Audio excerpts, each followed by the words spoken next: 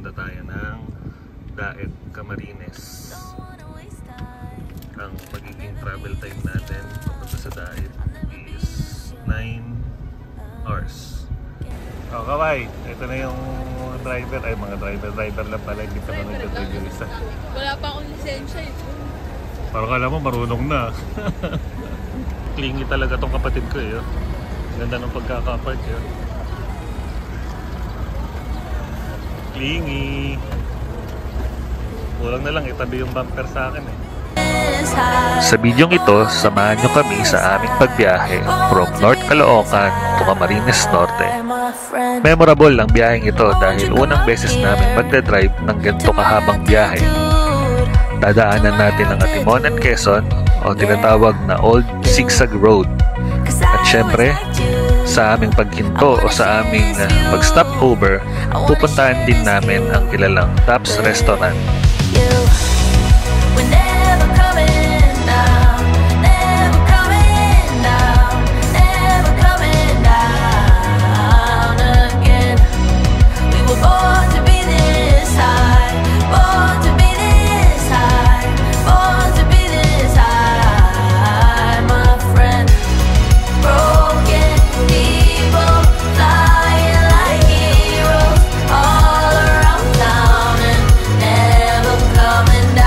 At atin ding bibisitahin ang Malatap Falls.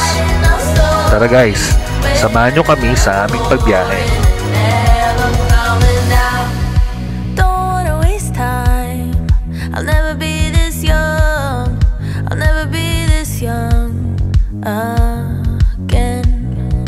Don't wanna waste life.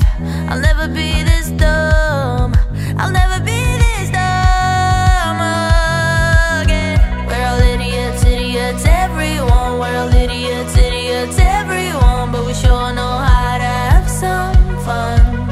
Oh, we're all idiots, idiots, everyone. We're all idiots, idiots, everyone. But we sure know how to have some fun.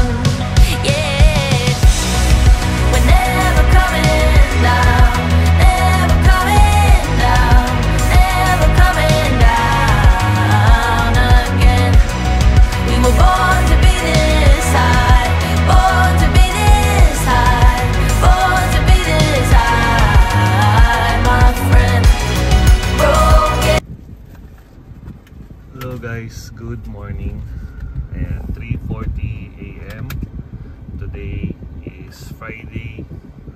Pupunta tayo ng Daet, Camarines. Ang magiging travel time natin papunta sa Daet is 9 hours. 9 hours 11 minutes.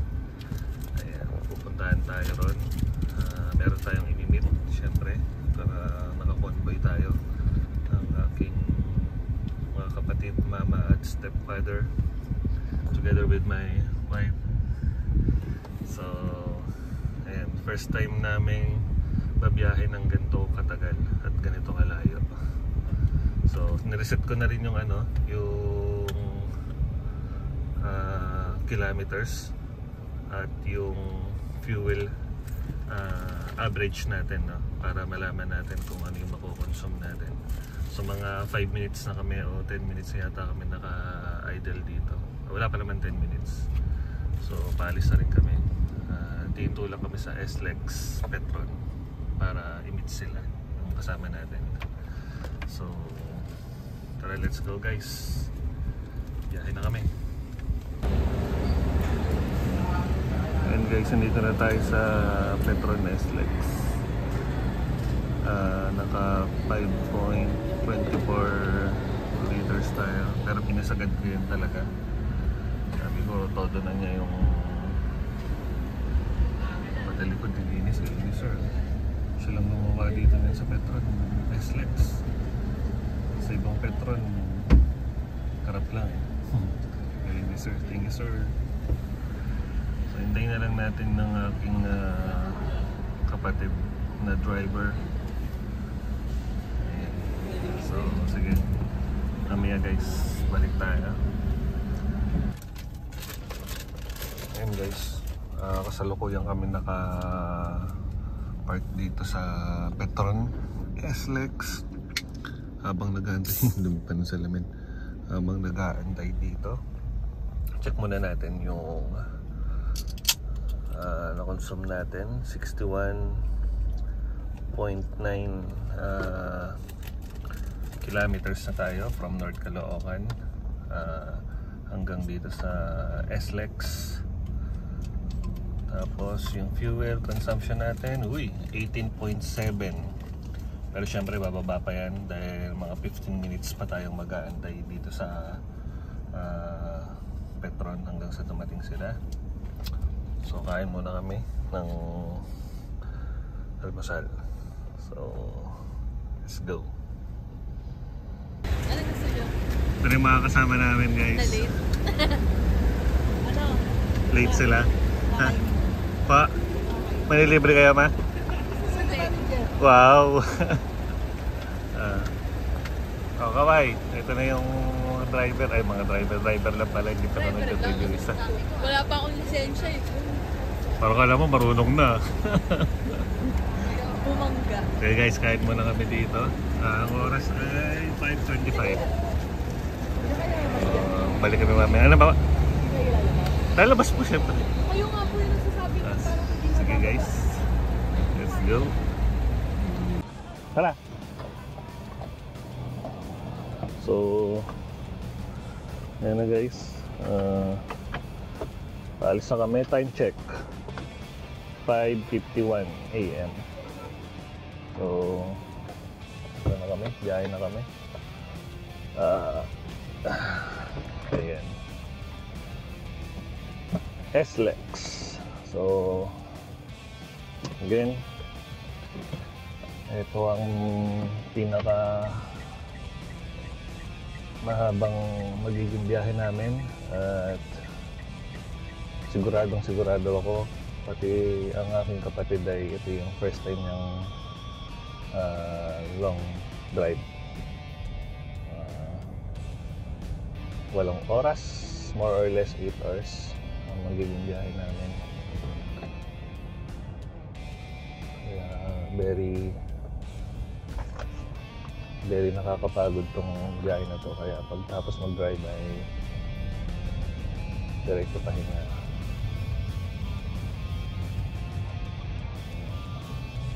So malamang Batangas ang dulo na ito, lalabasan namin. So ayan, ako lang ang magko-convoy sa aking sinusundan.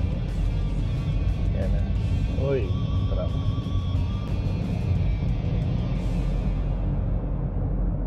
Alright.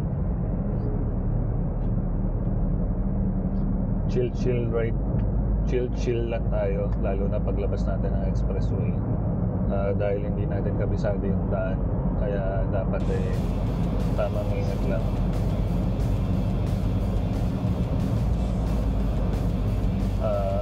Bawagan natin ang aking kapatid, maharurot.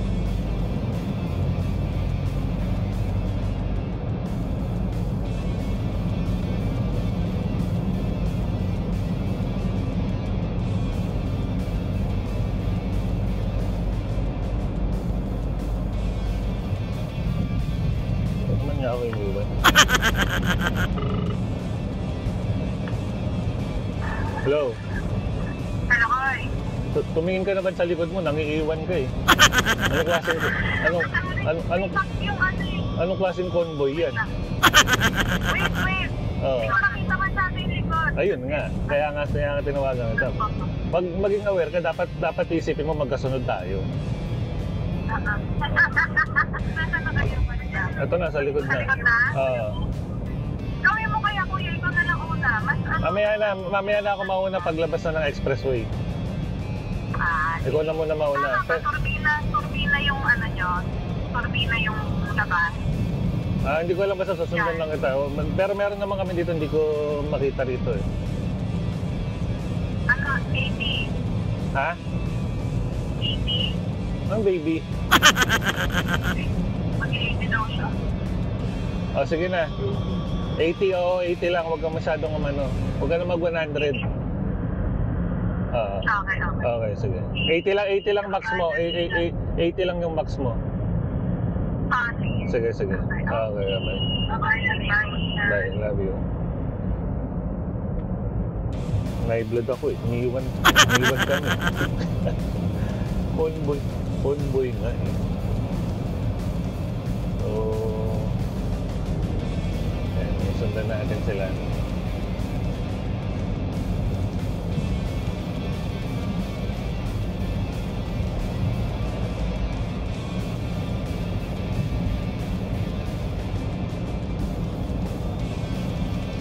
Maliwanag na po, confident na tayo mag-drive kanina. Madilim-dilim, kaya medyo ingat talaga din. So,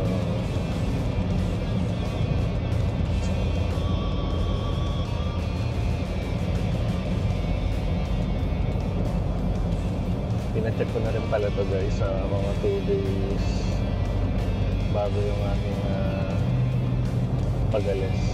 Pina-check ko to sa Toyota Fairview. Ang tawag ay 20 point check-up.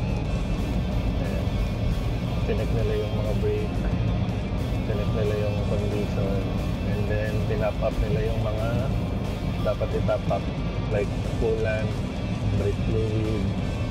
Ang presyo ay 690. Yan, pwede na para i-check diba.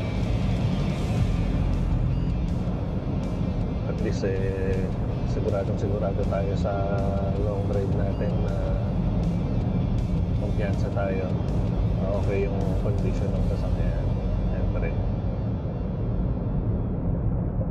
halos buong araw tayo magdadrive ngayon. Nakakakaba na nakaka-excite.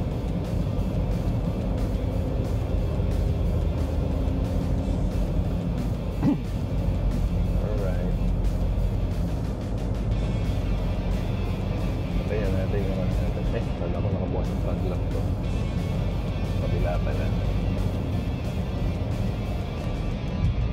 Medyo ano lang, talagang iniiba-iba ko lang yung sitting position ko from time to time guys, kasi medyo masakit sa likod. Kaya mas komportable ako pag medyo malapit dito sa Manila, dahil hindi ko na-extend yung mga kamay ko, yung braso ko, yung arm ko, yung nakalapit. Kasi pagka medyo malayo ako, mabilis sumakit yung ano ko, likod ko. Kasi inaabot ko yung layo ng manibela sa katawan ko. Kaya yung medyo nilalapit ko.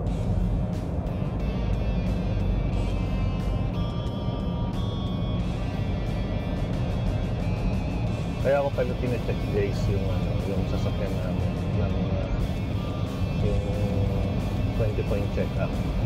Kasi pina-PNS na namin to ng July. Pina-fully synthetic ko, which is dapat ay 10,000 kilometers bago kami bumalik nun. Nakakakalahati na halos, at tiyempong ilo-long drive namin nga.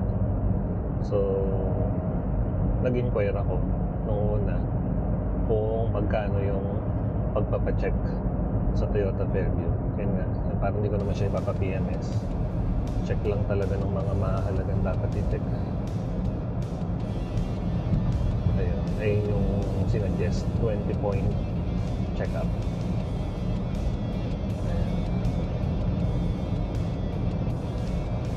So okay yung ganitong pacing. Mas komportable ako sa ganitong pacing ng pagpapaandar. Ayoko na masyadong nagmamadali. Parang unang-una maliit yung sasakyan namin. So pagka binanat mo ng 100, parang mamaya medyo hirap si Wigo kung matagal mo siyang ibabagad sa ganong tawag dito, ganong takbo. Kaya better na at least 80 yung max. Saka isa pa, ito yung pinaka suggested sa mga maliliit na car na kagaya nito, at least 60 to 80 yung pinaka fuel efficiency na itong fuel efficient na itong Wigo. Parang nasa 2 yung RPM, 2,000. Mag-i-stop kami sa Old Sigsag Road para tawag dito, para mabidyoan ko yung bituang manok. Dala natin yung drone. Tapos hindi ko alam kung saan kami nakabutan ng panghalian nito. At tempo pa guys, ngayon is Friday, November 7. At ayon sa pag-asa ay paparating bagyo, super typhoon. Ngayon pa lang kinakabahan na ako dahil malakas-lakas daw talaga yung bagyo na yun, si Uwan. At ang sabi ay magla-landfall ng Sunday night or Monday morning.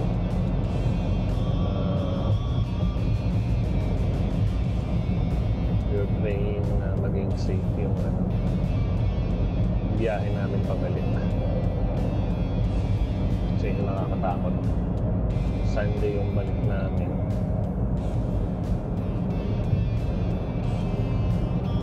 Kaya malamang sobrang ulan yun. Pero sana naman maging favorable yung weather sa amin pagbiyahe pabalik dito sa Manila from Daet.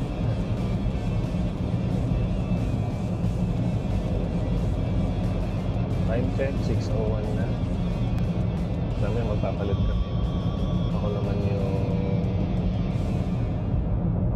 magiging spearhead. Ngayon sabi ko sa expressway siya muna. Ang aking kapatid muna yung sinusundan ko. Although pareho naman kaming naka-map. Ngayon lang din ako nakapag-trip dito sa lugar na to.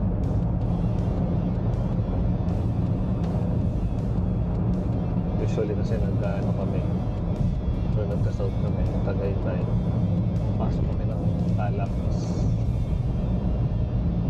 Pero this time, diretso kami.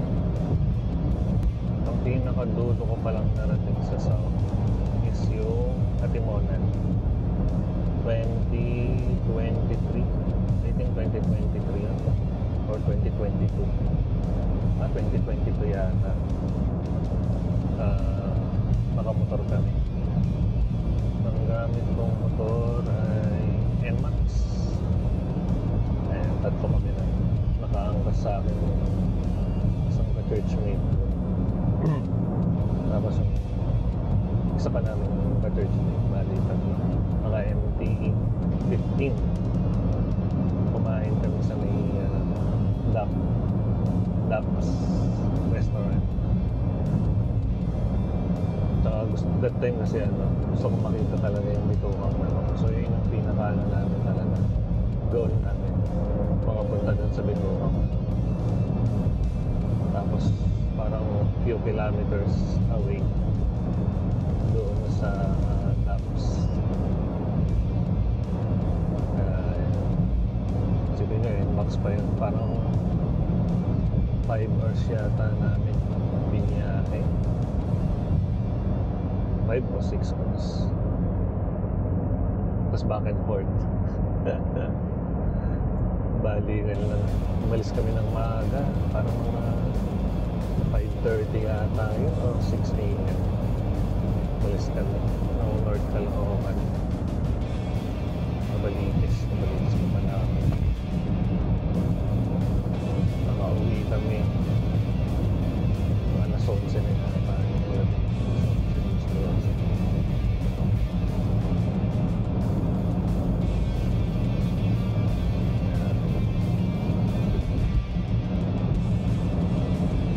Pero ngayon lalagpasan pa namin siyempre yung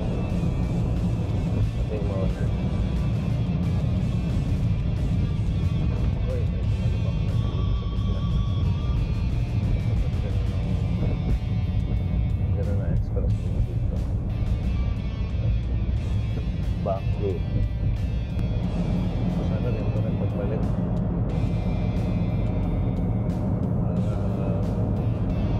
Hindi masyadong nakakamas-stress yung pagdadrive.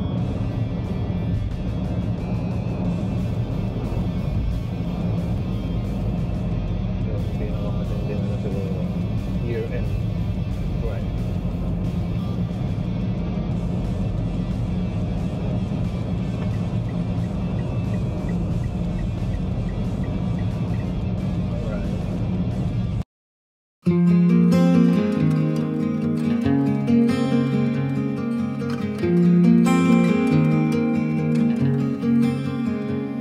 In a world of green, just like a dream, you and I standing wild and free, with petals so golden, the sun's warm kiss, a love so strong, a bliss. Whispers of the breeze, secrets unfold. It's you that I need, it's you that I want. When the world gets cold, it's you and me. When the sun comes back, you'll see. Oh, dandelion, the strength that you've shown, stronger each year. Look how we hold on through the toughest of times. Ay, wawa naman. O yun? Guys, nandito na kami sa DAPS. Ayan. So, tanong natin si Bird. Sir! Sir! Pwede kumain? Pwede na po ba magpalipad ng drone din, sir? Pwede po magpalipad ng drone pagkas kumain? Sa likod, pwede ba? Okay. Thank you, sir. Gusto nyo kayo magparke sa loob? Okay lang dito, sir. Thank you, sir. Ano dagat? So,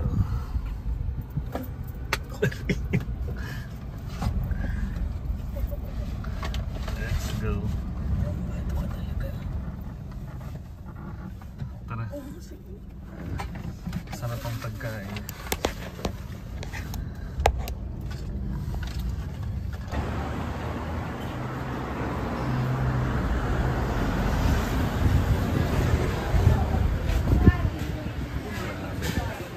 Pagod ka?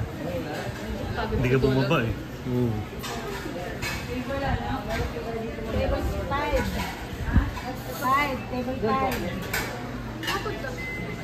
Oo, pangalaman.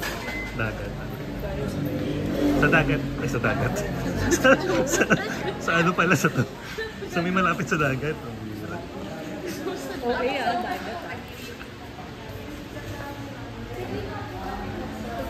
Punta tayo sa ano? Tayo sa dagat.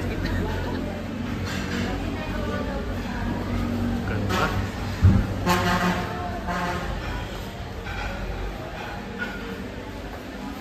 Parang dyan din kami pumesto nun. Dila, malapit sa pinto. Sino kasama mo? Alvin, tsaka si Sam. Okay.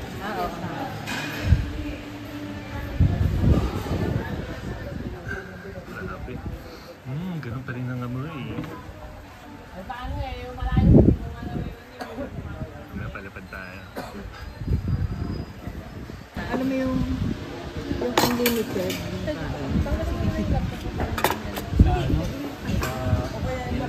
Extra upuan tabi ko kay mama. Tapos. Grabe yan, sarap. Babalik ko rin ito eh. May iyaan lang. Basta napaka-dedicated na yung player.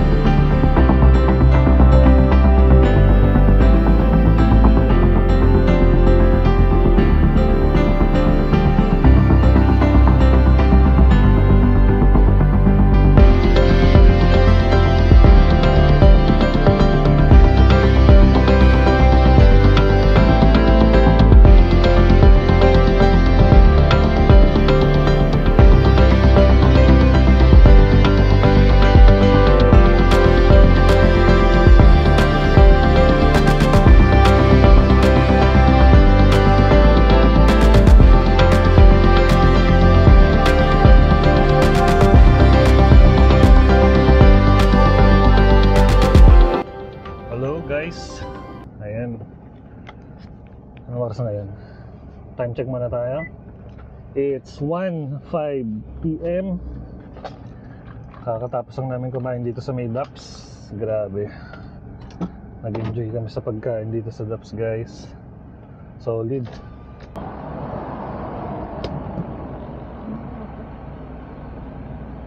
Aris, ikaw na mauna umatras. Ikaw na mauna umatras.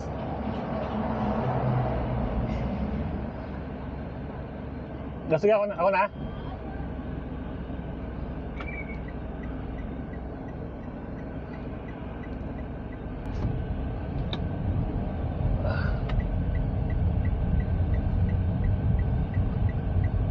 Labo, Camarines Norte, Malapa. So, hintayin lang natin sila dito.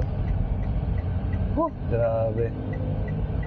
Tuloy-tuloy yung biyahe, guys. Sa 3:40 AM kami nag-start sa pagbiyahe. At ngayon, eto, ilang oras ang biyahe natin?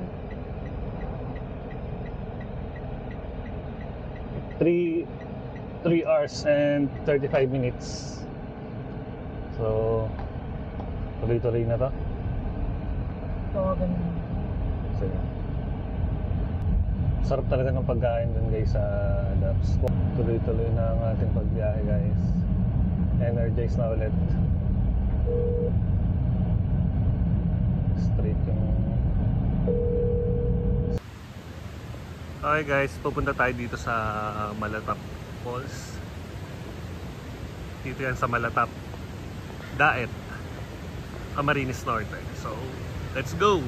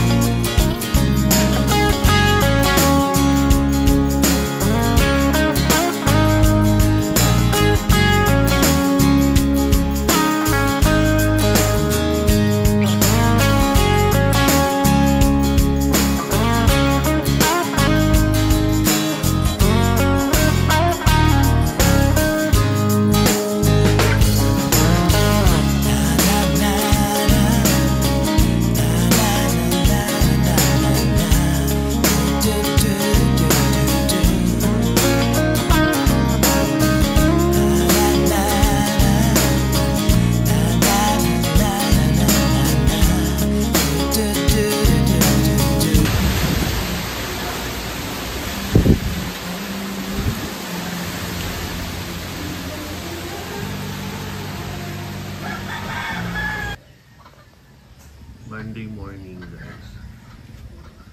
Ito yung itsura ng binaanan ng bagyo. Kahapon, grabe. Walang puknat yung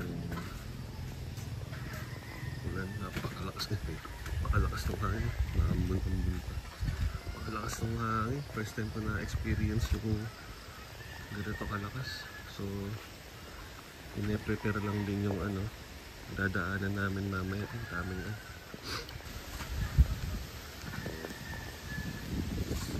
sanga-sanga sa gilid, kaya tatanggalin ko.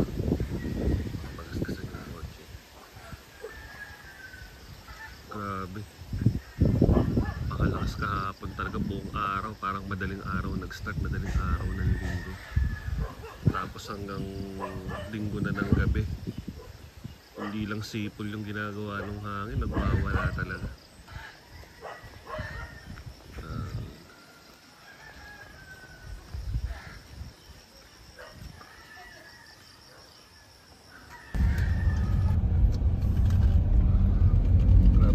sa Camarines Norte. Ang daming bumagsak na dinaanan namin dito sa daan. Inaayos nila. Ayan. Tulad na ito. Yung kanina mas kalahati pa. Buti mabilis na wala yung bagyong uwan dito. Pero grabe. Antindi ng hangin, napakalakas.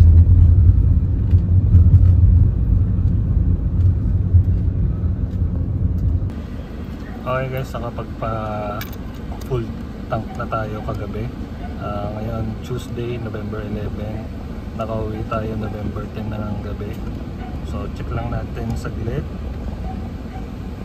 Ayan, naka 711 kilometers tayo back and forth from here, Caloocan to Camarines Norte, Malatap, tas pabalik. Ayan, yung total na tatakbo natin. Tapos check natin yung gas consumption natin. Ayan, yung average 15.8, so halos 16 kilometers per liter. So yun lang guys, maraming salamat. Bubush.